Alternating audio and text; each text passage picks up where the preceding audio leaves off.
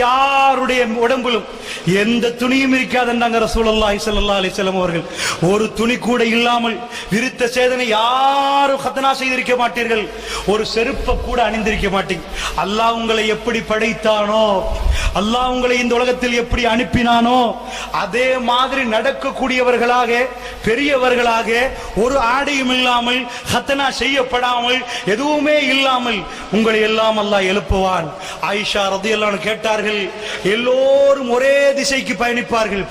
யா நஃப்ஸி, என்னுடைய ஆன்மாவே, எல்லோருடைய புத்தியும் திறக்க ஆரம்பிக்கப்படும். ரப்புல் ஆலமீன் சொல்கிறானே, என்னை சந்திப்பீர்கள் என்னை சந்திப்பீர்கள் என்று.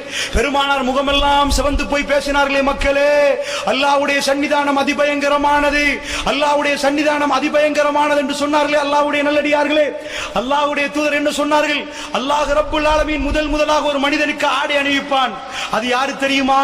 உங்களுடைய என்னுடைய தந்தை இப்ராஹிம் அலைஹிஸ்ஸலாத்து வஸ்ஸலாம் அவர்களை